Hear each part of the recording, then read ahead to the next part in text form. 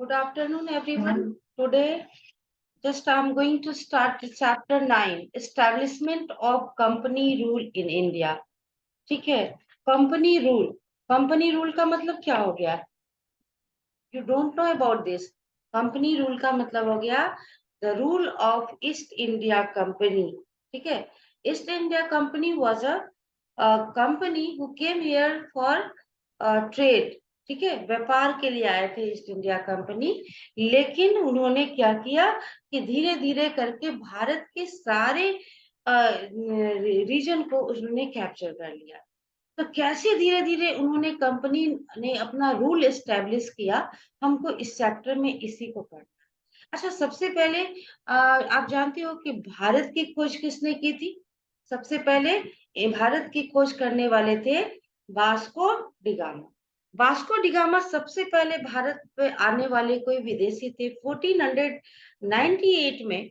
वो कैलीकट गुजरात में सबसे पहले आए थे. ठीक है, सबसे पहले कालीकट गुजरात में वो यहाँ आए थे सबसे पहले. ठीक है, तो Vasco da Gama landed at Calicut in 1498. ठीक है, and mark the beginning of European era in Indian history. मतलब इसके पहले कोई भी यूरोपियन नहीं आए थे जब तक कि वास्को डिगामा यहाँ नहीं आए थे. तो वास्को डिगामा वो पहले यूरोपियन थे जिन्होंने भारत की धरती पर सबसे पहले पैर रखा. ठीक है, 1498 में वो भारत में सबसे पहले भारत की धरती पर पहले पैर रखने वाले यूरोपियन थे. By the 16th century, the Portuguese had established their colony in Goa. उसके बाद पुर्तगालीज आए. पुर्तगालीज ने गोवा पे अपनी कॉलोनी बना ली, वहां पर गोवा को उन्होंने कैप्चर कर लिया था.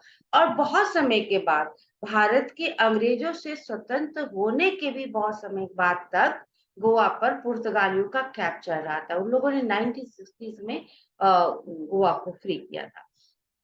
तो वास्को डिगामा के बाद जो आने वाले थे वो थे पुर्तगालीज. पुर्तगीज ने सबसे पहले गोवा में आकर के उन्होंने उस गोवा को अपनी कंट्रोल में कर लिया, अपनी कॉलोनी वहां बना ली. In the next century India became a popular destination for a large number of European traders. ठीक है, उसके बाद भारत जो है वो धीरे धीरे करके यूरोपियन ट्रेडर्स का एक सेंटर बनता चला गया, अट्रैक्शन हो गया. यहाँ आए लोग, यहाँ से उसके बाद वो एक लगातार लोग यहाँ पे आते रह गए. तो कह रहे कि it became a popular destination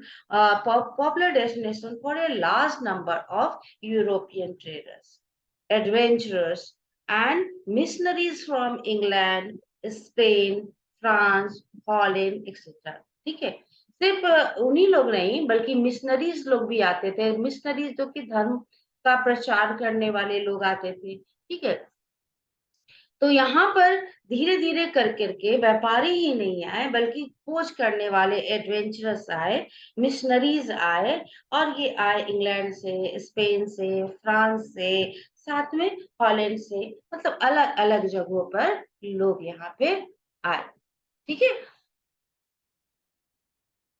so आप देख रहे हो कि यूरोपियन में अगर सबसे पहले इंडिया में आए तो वो आने वाले थे वास्को डिगामा. वास्को डिगामा के बाद कोई आया तो वो था पुर्तगीज. ठीक है, पुर्तगीज के बाद कोई आए तो उसमें डच आए. ठीक है, और डच आए, फिर अंग्रेज, इंग्लिश आए, फ्रेंच आए, फिर इंग्लिश आए. इंग्लिश सबसे लास्ट में आए. तो सारे को उन्होंने भगा करके फिर ये इंग्लिश ने इंडिया को पूरे तरह से अपने कंट्रोल में कर लिया. ठीक है, तो इस चीज को हम लोग एक एक करके अच्छे से पढ़ेंगे ताकि ये पता चले कि कि कैसे उन्होंने इसको इंडिया को अपने कंट्रोल में किया. ठीक है, Akshat Arya is trying to join the class. बच्चे को क्या प्रॉब्लम है? So the age of imperialism in India began with the weakening and eventually the disintegration of the Mughal Empire. Imperialism का मतलब सबसे पहले हमें जानना है इम्पीरियलिज्म क्या है। इम्पीरियलिज्म का मतलब था कि अपने एम्पायर को बढ़ाना, ठीक है, अपने एम्पायर को एक्सटेंड करना। तो इंडिया में लोग अपने आकर के अपने एम्पायर को, अपने शासन व्यवस्था को बढ़ाना चाहते थे। इसके लिए ये जरूरी था कि इंडिया के जो एम्पायर थे, इंडिया के जो शासक थे, इंडिया के जो रूलर्स थे, उनको कमजोर कर दिया जाए, उनको डिसइंटीग्रेटेड कर दिया जाए। अगर लोग यूनाइट होके रहेंगे तो क्या होगा कि कभी भी उन लोग इंडिया पर अपने कब्जा नहीं कर पाते। लेकिन चूंकि उन्हें उनको सबसे पहले जरूरी क्या था कि वो उनको डिसइंटीग्रेट कर दे, उनको विखंडित कर दे, उनके टुकड़े टुकड़े में बांट दे, ताकि वो इंडिया को इजिली कैप्चर कर सके। ठीक है। तो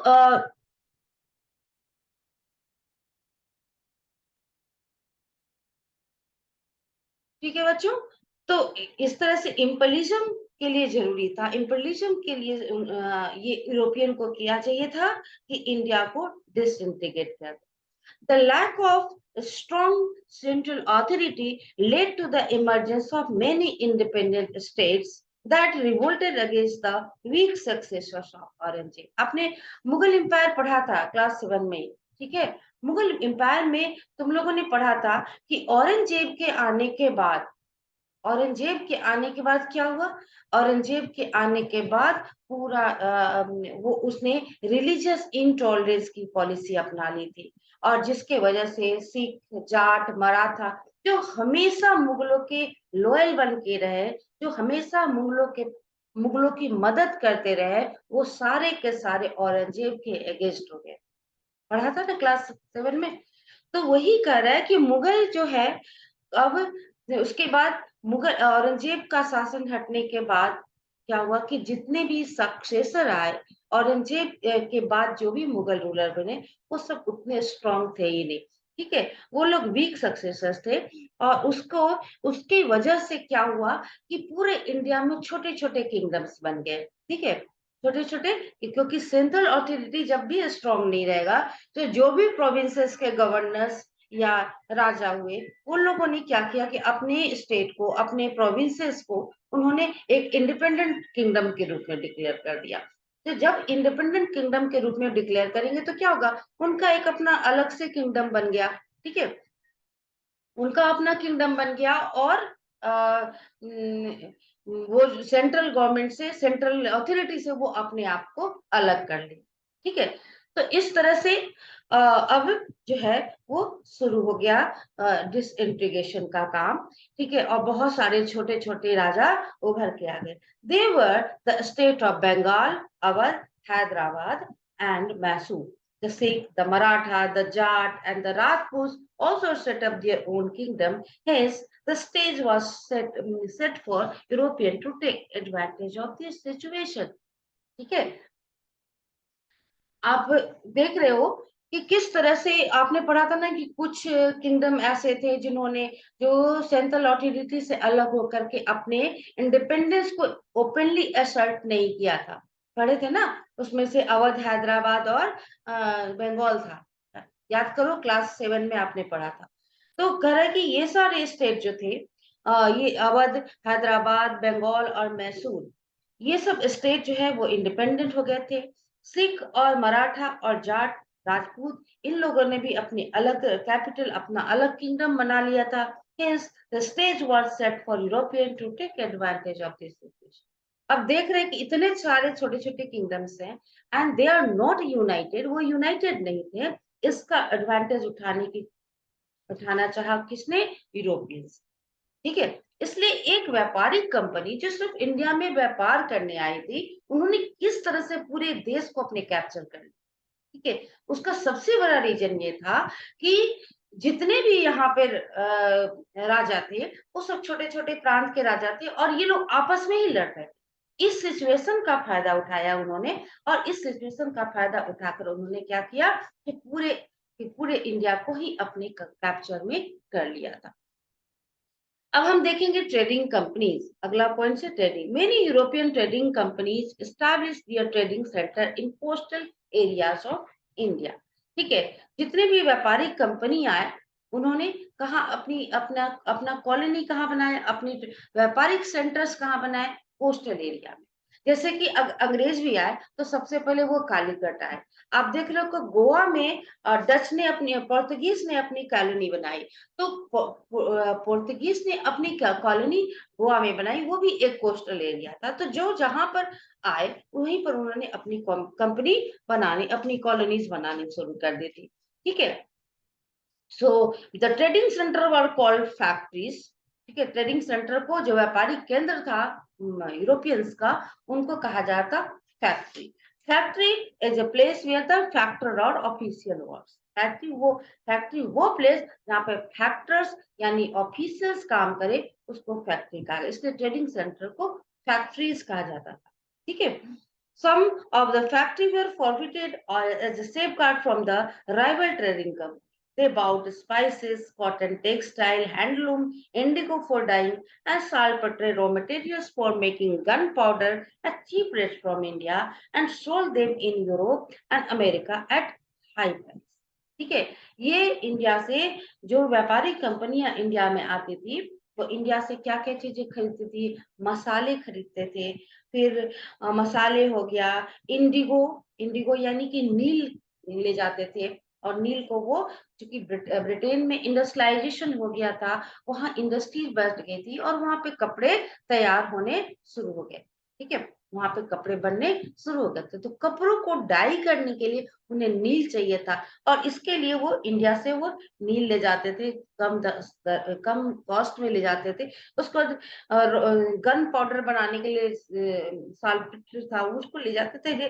तो कॉटन टेक्सटाइल्स जो थे, हैंडलूम के कपड़े जो थे, जो इंडिया में बनते थे, उन सबको वो यहाँ से चीप रेट पे ले जाते थे और ले जाकर के यूरोप में बहुत हाई प्राइस पर से सेल सोल्ड किया करते थे। यूरोप में, अमेरिका में ये जाकर काफी हाई प्राइस में सोल्ड किया। ऐसा कहा जाता है कि सबसे पहले जो व्यापारी यहाँ आया था, उसने यहाँ से मसाले खरीदे और मसालों को यूरोप में ले जाकर के 60 गुना अधिक दाम में बेचा। मान लो 1 रुपए का चीज है, उसको 60 रुपीज में बेचा।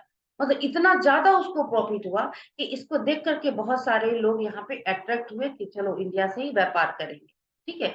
तो इतना फायदा उन लोगों को होता था, क्योंकि यहाँ मसाले होते थे। और वहाँ क्या था कि जो कोल्ड एरिया था, वहां पे लोगों को मसाले चाहिए थी ताकि उनको वार्म अप करके रखा जा सके, इसलिए लोग मसाले यहाँ से ले जाया करते थे और बड़े कम कॉस्ट पे यहाँ से ले जाते थे और बहुत हाई कॉस्ट पे वो ले जाकर के यूरोप, अमेरिका में बेचा करते थे। The huge profit margin led to a competition among the foreign trading company. इतना प्रॉफिट था कि जितने भी ट्रेडिंग कंपनीज इंडिया में आए, इन सब में बहुत ज्यादा कंपटीशन। ठीक है, ये आपस में एक दूसरे से काफी कंपटीशन करने लगे। Eventually on the other trading company had to go out to the English and the French companies who remain the main rival in India. लेकिन अंग्रेजों ने और फ्रेंच ने जितनी भी ट्रेडिंग कंपनी थी, सबको उन्हें भगा दिए और दो मेन राइवल्स बच गए थे। English east India company, Britain का, और फ्रेंच ईस्ट इंडिया कंपनी। ये दोनों ही व्यापारी कंपनी एक दूसरे के प्रतिद्वंदी थी, जो कि काफी आपस में एक दूसरे के काफी बड़ी राइवल भी थी, एक दूसरे के काफी बड़े दुश्मन। ठीक है, तो आप लोगों को समझ में आ रहा है ना chapter. Next is east India company. ठीक है, east India company. The history of the world has not witnessed A more amazing story than that of establishment of British Empire in India. It was not the result of deliberate effort, but a series of episodes that finally led to political dominance of India by the East India Company. ठीक है, करें कि ऐसी history, अगर हम world की history देखें, तो ये बहुत ही अमेजिंग स्टोरी होगी कि किस तरह से ब्रिटिश एम्पायर ने भारत को कैप्चर कर लिया। ठीक है, करें कि ये एक दिन की बात नहीं है, बल्कि लंबे समय से उनका प्रयास था। बहुत लंबे समय से वो तरह तरह के तरीके अपना रहे थे और धीरे धीरे करके ईस्ट इंडिया कंपनी ने भारत को पूरी तरह से अपने कैप्चर में कर लिया। East India Company set up trading post in Surat and 3 presidency settlements of Fort William in Bengal, Fort St. George in Madras, and the Bombay Castle. They established friendly relation with the local princes to further their profit. तो east India company ने कहा सबसे पहले अपने trading centre बनाया? सूरत में बनाया। सूरत कहाँ है? गुजरात में। सूरत में अपनी सेंट्री, क्योंकि उन्होंने सबसे पहले कालीकट में ही पैर रखा था। अंग्रेज जो थे उन्होंने कालीकट में पैर रखा था, तो कालीकट गुजरात में है, तो वहीं पर उन्होंने सूरत में अपने ट्रेडिंग सेंटर बना, पोस्ट बनाया। उसके अलावा 3 प्रेसिडेंसी सेटलमेंट्स उसने किया, एक बंगाल में फोर्ट विलियम में, दूसरा था मद्रास फोर्ट सेंट जॉर्ज में, और फिर बॉम्बे में बॉम्बे कैस्टल में। ठीक है। They established friendly relation with the local princes to further their profit. वो लोकल जितने भी प्रिंसेस थे और राजा लोग थे, उनके साथ पहले उसने फ्रेंडली रिलेशन बनाया, इसलिए अपनी प्रॉफिट के लिए।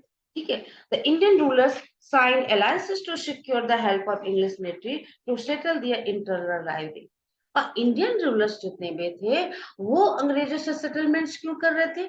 वो चाहते थे कि उन्हें लगता था कि अगर उनको आपस में जितने वो राजा से उनकी दुश्मनी थी, उस दुश्मनी से निपटने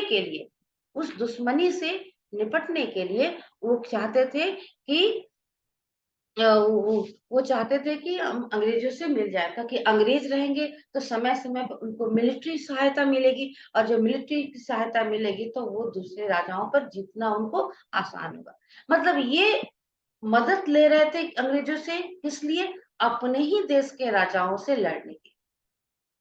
और बाद में सिचुएशन क्या हुआ कि इन्हें अपने हाथ की कठपुतली बना दी। ठीक है। तो ये अपने इंटरनल राइवलरी के लिए अपने देश के राजाओं के से जीतने के लिए, उनको कंट्रोल में करने के लिए ये इनके इनसे इन प्रिंसेस इन ईस्ट इंडिया कंपनी के लोग ऑफिसर से ये मदद ले रहे थे। Taking advantage of this situation, the British introduce the policy of divide and rule. ठीक है। इस सिचुएशन का लाभ उठाते हुए देख रहे कि अरे इसे तो मेरी मदद की जरूरत है, और ये लोग आपस में एक दूसरे का दुश्मन है। इस सिचुएशन का उन्होंने फायदा उठाते हुए उन्होंने डिवाइड एंड रूल की पॉलिसी लगाई, और जिसका परिणाम ये हुआ कि Indian princess became mayor puppet in the hand of the English. और जिसका परिणाम ये हुआ, जैसे जैसे उनको मदद चाहिए था, वैसे वैसे अंग्रेज उनको मदद करते गए, साथ में कुछ शर्त कुछ कंडीशंस रखते गए, और लास्ट में उन्होंने क्या किया, अपने हाथ की कठपुतली बना दी। यानी कि अब राजा वही करते थे जो अंग्रेज कहते थे। ठीक है। तो how could a leading company became an imperial power? इतनी बड़ी एक व्यापारी कंपनी आखिर इंडिया में अपना पूरा एम्पायर कैसे एस्टेब्लिश कर ली? ठीक है। तो इसका रीजन ये दिया गया, the reality is that the East India Company became an imperial power to protect its trading interests from other European traders. सच्चाई तो यह है कि east India company imperial power कैसे बनी?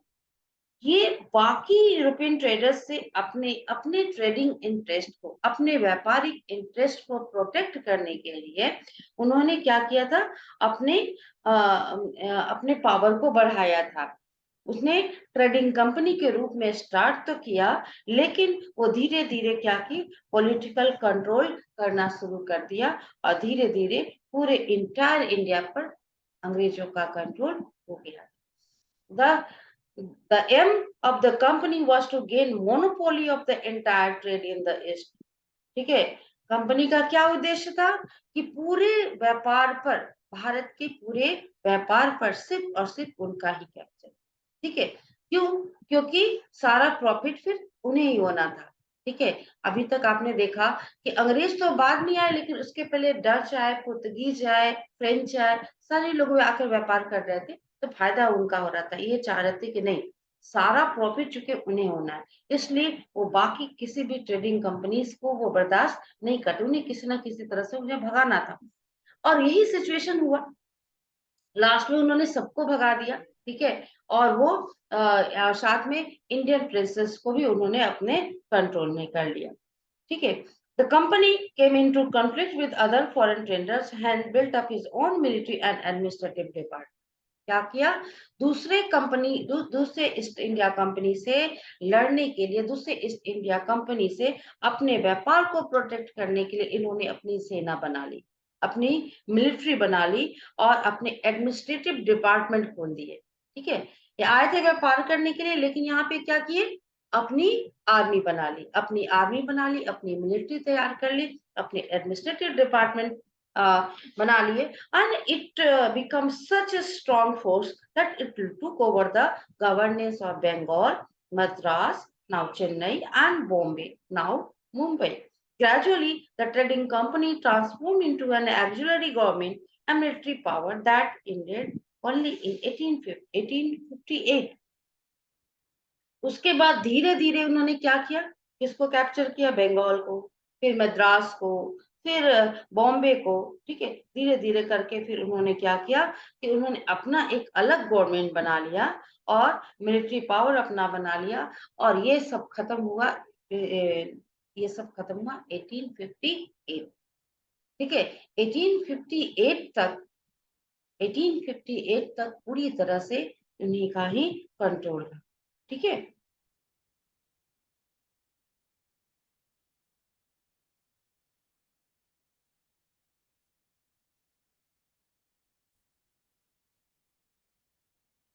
So the Carnatic War. The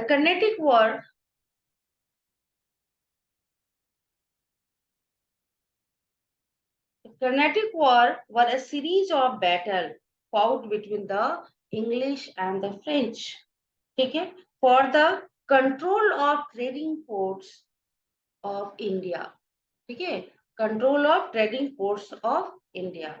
ये जो आप कर्नाटिक वार जो पढ़ोगे, उसमें बेसिकली जो लड़ाई होगी वो फ्रेंच और ईस्ट इंडिया कंपनी ब्रिटिश के बीच ही होगी। ठीक है, तो कह रहे कि ये ट्रेडिंग, और इसका मेन जो विवाद था that was to control trading ports, trading port को कंट्रोल करना ही इसका मकसद था। और 1746 से लेकर 1763 तक लगभग तीन कर्नाटिक वार हुए।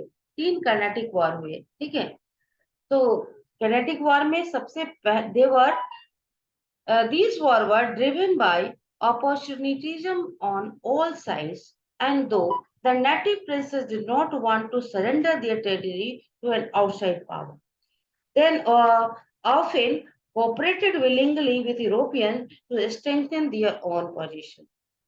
ये वार जो था ये कंप्लीटली अपॉर्चुनिटिज्म पे, यानी मौका जो होता है, जो अपॉर्चुनिटी जो होता है उसको पाने के लिए था। ठीक है, चारों तरफ से, क्योंकि नेटिव प्रिंसेस नहीं चाहते थे कि कोई भी बाहर आउटसाइडर पावर के आगे वो अपने वो उन्हें वे सरेंडर कर दे।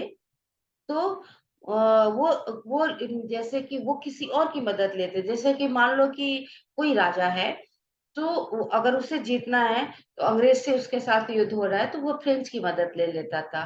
कोई किसी को फ्रेंच से लड़ना है तो वो इंग्लिश की मदद ले लेता था। तो इस तरह से वो आपस में अपने आप को प्रोटेक्ट करने के लिए दूसरे यूरोपियन पावर की मदद लेते थे।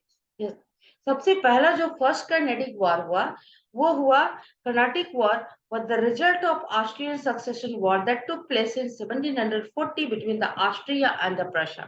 ठीक है, ऑस्ट्रिया और प्रशा के बीच क्या हुआ था? एक युद्ध चल रहा था। ठीक है, ऑस्ट्रिया और प्रशा के बीच 1740s में। ठीक है, और उसी का परिणाम जो था इंडिया में कर्नाटिक वॉर हुआ। ठीक है, सिचुएशन क्या थी वो आप लोग देखिए कि England and France inter from opposite side in this war. ये जो ऑस्ट्रिया और प्रशा के बीच जो युद्ध चल रहा था उसमें एक तरफ से सपोर्ट कर रहा था इंग्लैंड और दूसरे को सपोर्ट कर रहा था फ्रांस। ठीक है, दोनों ही इस युद्ध में शामिल थे। ठीक है, Commodore Barnett, the British naval officer, arrived in India with his troops, but the French were proposed peace with British। ठीक है, जो ब्रिटिश नवाल ऑफिसर जिसका नाम था कोमोडोर बार्नेट, कमोडोर बार्नेट वो इंडिया में आया, ठीक है, अपनी सेना लेकर के, ठीक है। लेकिन फ्रेंच ने कहा कि नहीं, यहाँ पे हमें कुछ नहीं करना है, यहाँ हमें शांति चाहिए। The Nawab of Carnatic Anwaruddin also supported the idea that there should not be any war. और जो कर्नाटक के नवाब थे, जिनका नाम था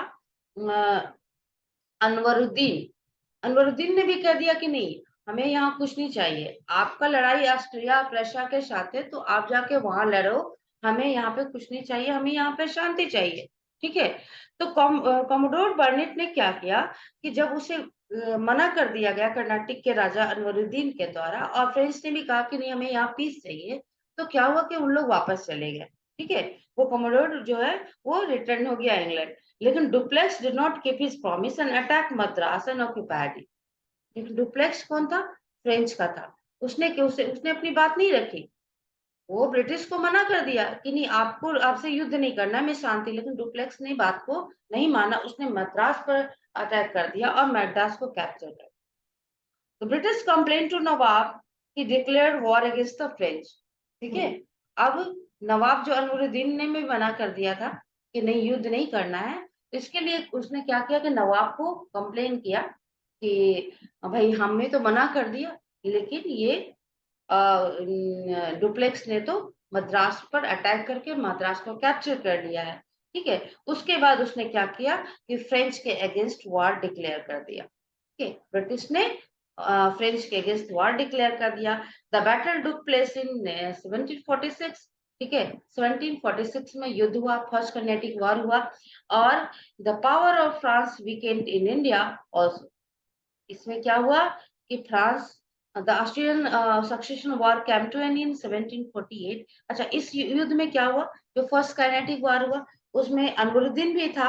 अनवरुद्दीन को Anwaruddin was defeated by the French. French ने अनवरुद्दीन को हरा दिया। ऑस्ट्रियन सक्सेशन वॉर उधर जो चल रहा था ऑस्ट्रिया प्रेशा के बीच, वो भी खत्म हो गया 1748 में। उसके बाद फ्रांस का पावर जो है वो कमजोर हो गया, और फ्रांस पे जबरदस्ती मद्रास को अंग्रेजों ने वापस ले लिया, ठीक है। वह उसने वापस मद्रास से मद्रास को ले लिया।